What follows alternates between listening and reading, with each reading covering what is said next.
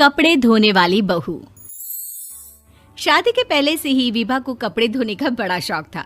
कभी नल के नीचे तो कभी तालाब के पास। अरे मेरी नीली वाली लुंगी नहीं दिख रही है।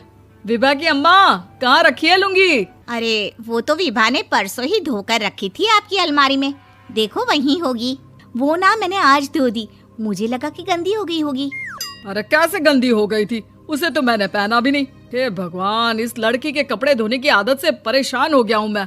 जितना तो घर में राशन नहीं आता, उससे कहीं ज्यादा डिटर्जेंट पाउडर का खर्चा है। इसकी शादी करवा दो, शादी जाए अपने घर में ही करे काम, फिर चाहे घर के कपड़े धोने हो या पूरे गांव के। हाँ ठीक बोल रही हो, देखता हूँ मैं कोई लड़का। वो दिन भी आ जाता है जब विभा को देखने लड़के वाले आ जाते हैं। लड़की मुझे अच्छी लगी। होने वाली सास कहती है, बेटी अगर कुछ पूछना है तो पूछ लो। वैसे तो हमारी लड़की बहुत ही शर्मीली है, जो बोल दो वो मान लेती है, इसे क्या पूछना होगा। अरे कैसी बात कर रही हो माँ, मुझे इन लोगों के घर रहना है, सवाल तो कई है।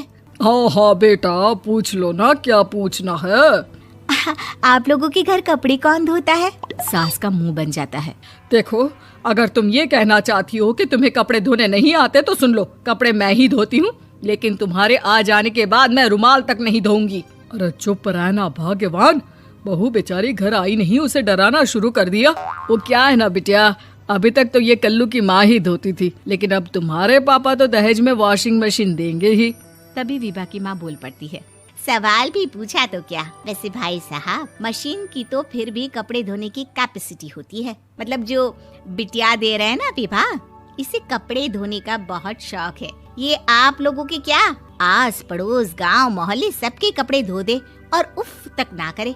बाहर देखा नहीं आपने कितने कपड़े सूख रहे हैं? सब हमारी बिटिया ने ही तो धोए हैं। बस भी करो ना माँ, शर्म आ रही इतनी तारीफ सुनकर। और तो और एक दाग निकाल कर दिखाओ तो मान जाऊं। हाँ अच्छा, माफ करना बेटा, मैंने गलत समझा। हमें तो रिश्ता बहुत पसंद है। और ऐसे जुड़ जाता है रिश्ता कपड़े धोने का शौक रखने वाली विभा का। उसकी शादी हो जाती है कोयला फैक्ट्री में काम करने वाले कल्लू के साथ। शादी के बाद अचानक विभा चिल्लाती हुई सास के पास आती है। सासू माँ, अरे सासू माँ कहाँ है आप? ये तो धोखा है, धोखा दिया आप लोगों ने मुझे। इसे ससुर के चक्कर के बारे में पता चल गया। अरे तो उसमें तुझे क्यों धोखा मिला है? अरे नल में पानी नहीं आता, कपड़े कैसे कब धुलेंगे? अच्छा, तू पानी नहीं आ रहा उसकी बात कर रही है। तो आपने क्या सोचा? कुछ नहीं। अच्छा, तेरी माँ ने कहा था कि कपड़े धोने का शौक है, तुझे याद आया मुझे। शौक बोलकर कपड़े धोने वाले मेरे जुनून को कम ना आके सासू माँ, कपड़ा धोना मेरा गुरूर है। तभी पति भी वहाँ आ जाता है। अभी मैंने इसे सनी देओल की फिल्म दिखाई है, उसी के डायलॉग मार रही है माँ। अच्छा सुन, साफ साफ बता रही हूँ, पानी सुबह 4 से 6 और शाम को 10 से 12 आता है, समझी? विभा टाइमिंग सुनकर हैरान हो जाती है। ये क्या भूतों का मोहल्ला है? सुबह 4 बजे उठकर कौन कपड़े धोता है? 4 बजे टंकी में पानी जाता है, फिर सारा दिन धोना ना, किसने मना किया?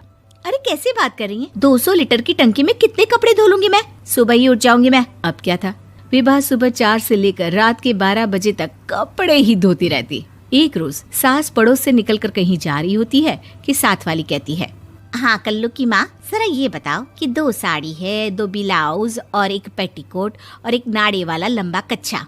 हाँ तो? अरे तो क्या, कितना लोगी धुलाई ये बताओ। धोबन दिख रहे हैं हम क्या?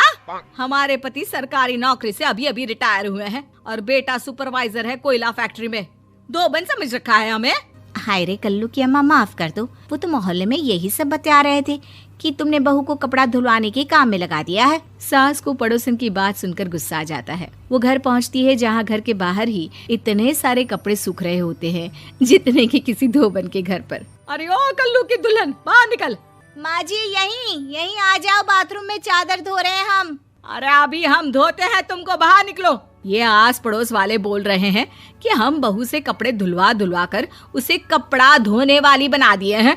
अरे छोड़ो ना माँ जी, किन लोगों की बातों में आती हो? आस पास के लोगों का तो काम ही होता है कि वो किसी तरह सास बहू को लड़ा दे। बहू सारे घर के कपड़े धोती है, ये क्या कम है? बोलिए। सास को भी लग जाता है कि वो बहू का ये सनकीपन नहीं छुड़वा सकती, इससे अच्छा है कि खुद ही चुप हो जाए।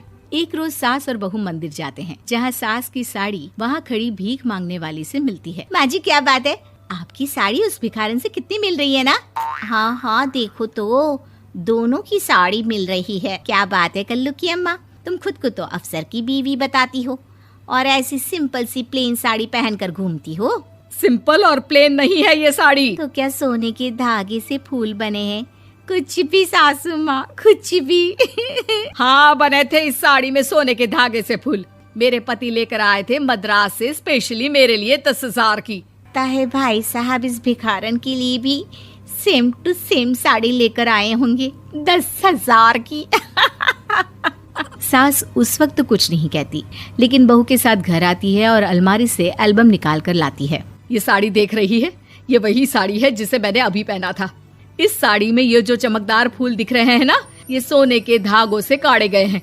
लेकिन तू लोकल वॉशिंग मशीन ब्रश से घिस घिस कर सारे फूलों को निकाल कर साड़ी प्लेन कर दी।